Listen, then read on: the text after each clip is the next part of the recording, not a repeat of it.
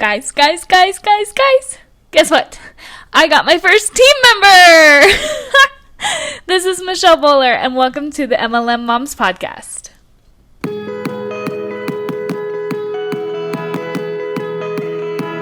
We've seen countless people reach financial freedom with MLM businesses, and now it's our turn. Come join me while I implement real, powerful, and simple marketing tactics to build my six-figure business that most of the MLM industry is oblivious to. I'm Michelle Bowler, and welcome to the MLM Moms Podcast.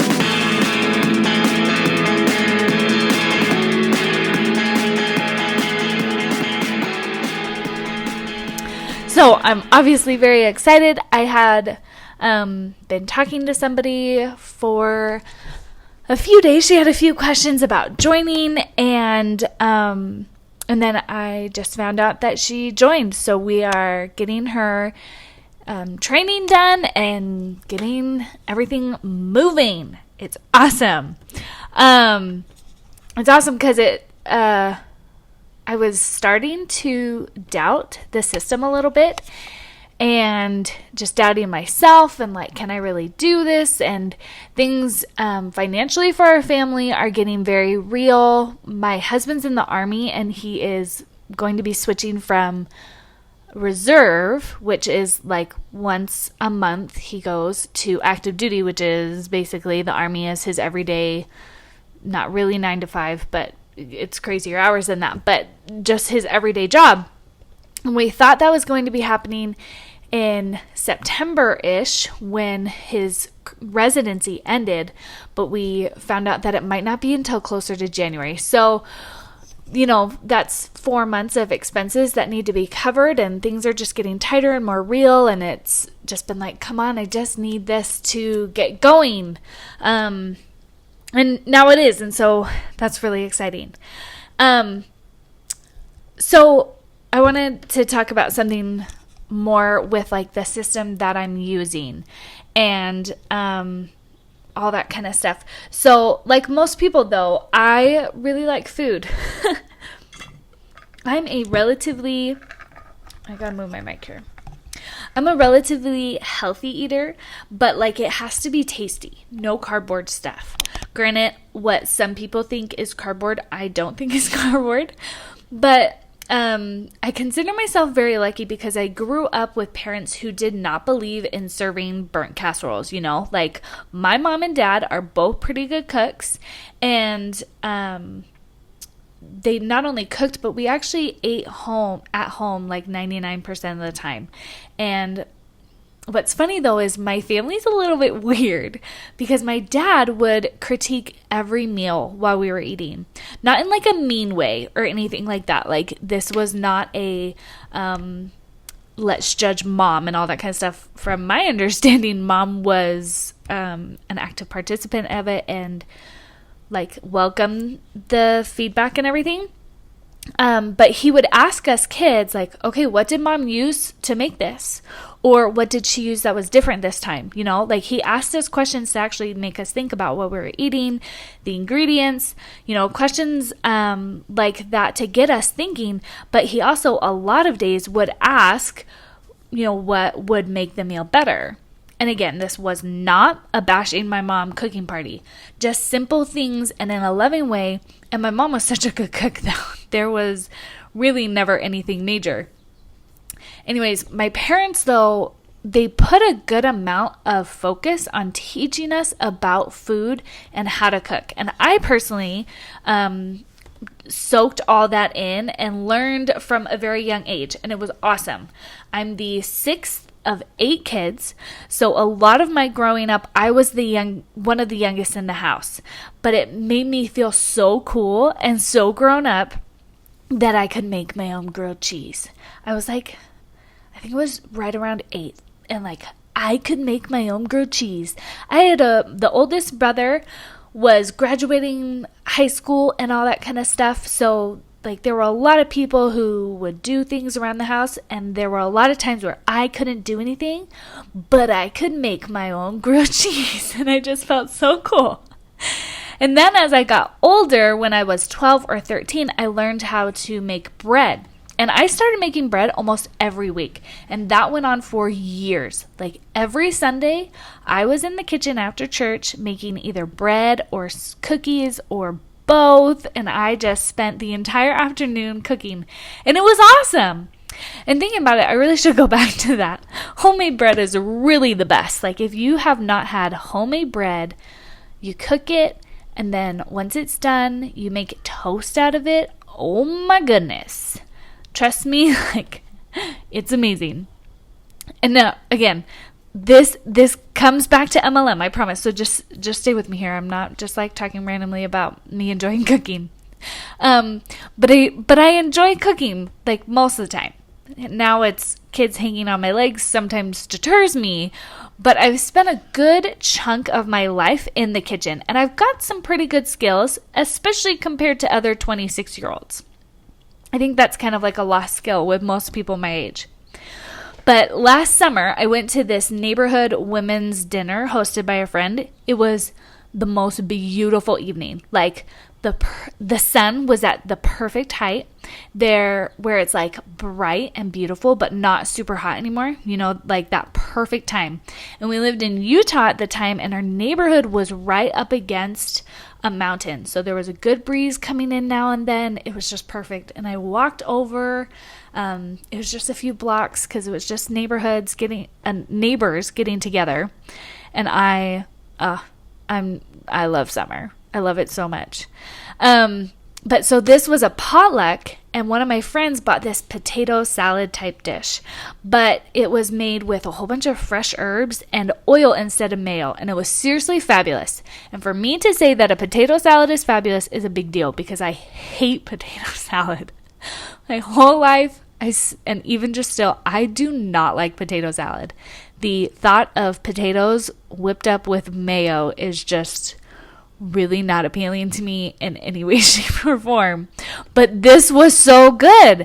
I'm always looking for recipes that are a little bit healthier, more fresh, so I snatched this one up. And then just a few weeks later, I was headed to another potluck barbecue, so I decided I was going to make this recipe. I was longing for it. I wanted it so bad. It was so delicious. It would pair perfectly with the meats that were going to be grilled. I knew it would be so good. So I whip up the recipe and I boil the potatoes, I cut the herbs, all these different things. And the whole process actually took a few hours, from like boiling potatoes, cooling them off, and then putting everything together. And when everything was all done, I took a bite of it and just so excited to taste that deliciousness again.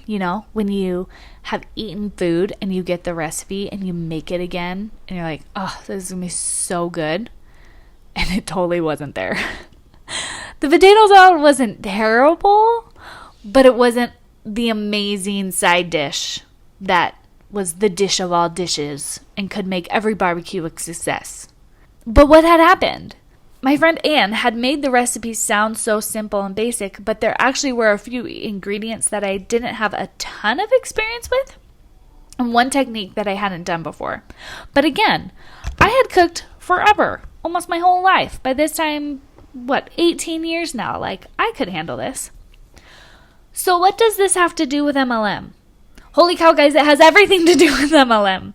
My friend Anne had the exact same recipe, the same ingredients, everything. Hundreds of other people have that exact recipe. It's like one from Food Network, some show or something. And yet my end result wasn't as good. Was that the recipe's fault? No, that was mine. I didn't have the skills to make that dish as awesome as I knew it could be. It's the exact same with MLM. How many of you guys either know someone or you've done this yourself with an MLM opportunity?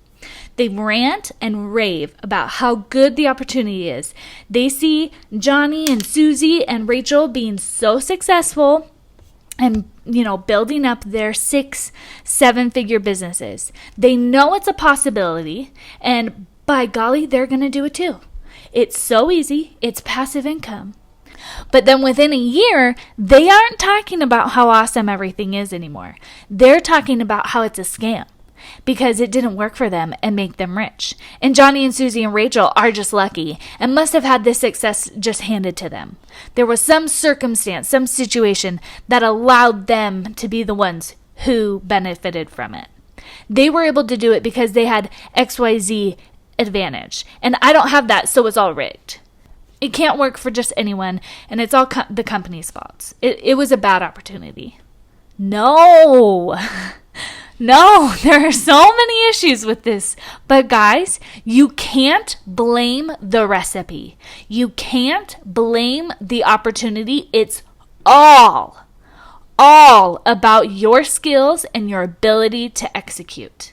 Yes, I will give it to those people. MLM is broken from the start because they don't give you the skills. But maybe, just maybe, we should buck up sometimes and put that responsibility on ourselves. If you want to eat better food, but your mom didn't teach you how to cook, that doesn't mean you're stuck. It means you get a cookbook. You take a cooking class. You watch the Food Network. You search Pinterest and YouTube for all the tutorials and the healthy ideas. And you start learning. You have to learn better skills if you want to be successful at MLM.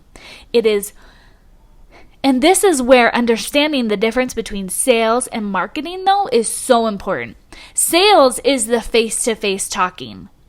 You know what I mean? That's the actual talking, or online. That's the actual talking. Marketing is getting people in front of you. That's drawing people in. The biggest problem with MLM is no one markets. They happen upon situations where they are talking to people and they think that because someone asks how their business is doing, that means they should pitch to them.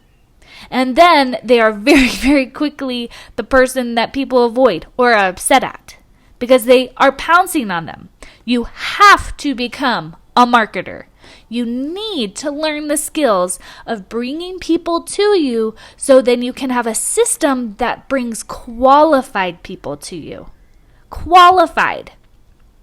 I've said it before on the first episode that this isn't my first try at MLM. And last time I didn't have any skills. Well, like skills that would help me be successful at business. I have skills, but not marketing skills. The big skill that's making a difference this time around is knowing how to create an offer instead of just having a product, though. Because even though my company is very young and there are only 6,000 people in it, and I know that's small and in the beginning stages, especially for an MLM, but that's still 6,000 people who are selling the exact same product as me. They have the exact same business. In any other field, that would be a problem. That would be a big no-no. If you had a friend who came up to you and said, "Oh, I have this great idea. I have this wonderful recipe for burgers. And I'm going to make burgers and they're going to be delicious. And French fries, they're going to be perfectly cooked every time. It's going to be cheap and it's going to be great. And people will be able to order and it will be able to come real fast to them. And it's great. I even found a location. It's just right next to McDonald's." No. Right? That would be your reaction. You would not let your friend do that. Because that makes no sense in any other business. Yet for MLM, everybody walks in and thinks, I'm going to make it. Even though hundreds of thousands of other people are doing the exact same thing, selling the exact same thing. And they think that they can just walk in with nothing and never develop, and yet they're going to make it. That doesn't make any sense. But when I take that one thing that the MLM has given me and add to it, now I have an offer. I don't say what MLM I'm in because I don't want you guys to feel like it's a pitch fest. And that's not the point of the podcast. I just want to teach you guys the things that have been changing my business and life. But with my opportunity, I have a whole bunch of stuff that people get when they join me. I'm not going to say everything because that will kind of maybe leak clues, and I don't want you guys to feel like I'm pitching to you. So what I've done is I've thought about the false beliefs people might have about joining, and then I create something to counteract that. So I know a lot of people, especially in my target audience, don't always count themselves as business people. So they would love to make money and work from home, but they aren't business people and don't know what to do or how to do that. Well, don't worry, because I have a success plan. I've gone through my own experience, gained a lot of insights on what someone should do first and what they should hold off on until they have other skills under their belt. And I've put this whole success path together to help guide people. It helps them know what training to do when, what steps to take to build their business. And I also know that a lot of people don't want to bug their friends and family. So I give everyone who joins my team my funnels. I've spent months building them, and I just give the funnels for free to people. So when I'm going through the script, I've told my story, I've gotten people to understand and to get to have that epiphany I did, so they understand that this is all a good idea. Then I say, and you know what? I know starting a business like this is can seem exciting, but if you're like me, you're worried because you don't have a business background and you don't even know what to do. Well, you don't have to worry about that because I've created this amazing success path and I've set everything up so you will know what you need to do. Right? Check, problem solved. And now I know you probably want to build this up to be something long-lasting and financially beneficial for your family, but you don't want to have to pressure everyone and their grandmother to join your team, right? And I don't want you to have to do that either, so don't worry about that. I have these funnels that bring people to me, and I want to give that to you too. You don't have to worry about even being a product or industry expert because I have a whole training area for all that. And if you need help with anything with your social media or photography, all that stuff is in the training area. So whatever you don't know, I have training on. Okay? Again, 2 more check marks. Right? So as they're listening to that, they're realizing, oh, this red flag I had in my brain, oh, that's diffused. That doesn't have to be a problem. Do you see how much that changes things for me? I don't have to fight it out for people. I don't have to get in the scarcity mode because right now I live in a place where there's a high concentration of people in my MLM. I can easily see the abundance because, not to be like rude or offensive, but other people aren't a threat to me. Other people aren't a threat to me. People who want what I have will find me. They're being drawn to me through the funnels. I'm finding them and they're coming to me. And I don't have to worry about just competing because I feel confident in where I am. I feel really confident in what I have to offer. And that helps me stand out, and all the problems people might have with joining, I have a way to solve those problems for them so they don't have to worry about anything.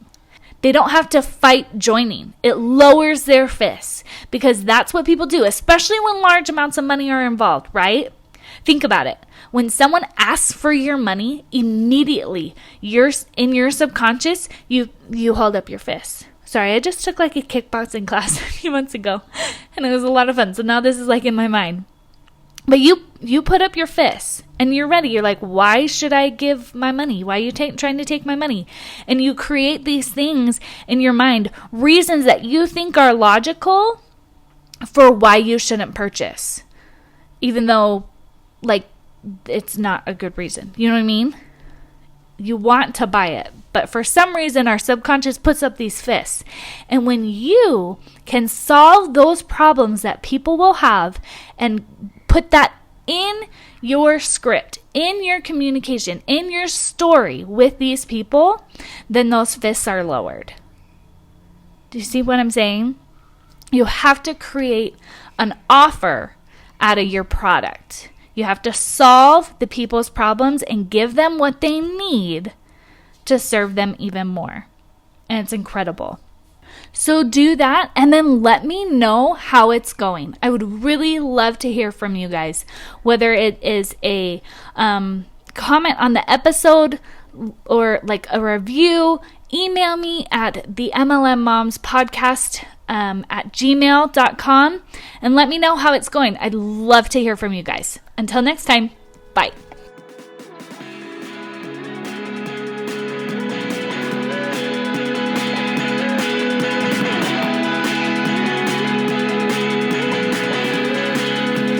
Finally, ladies, thanks for listening. Make sure you remember to subscribe, and I'd really love to hear your feedback, so don't forget to leave a quick review.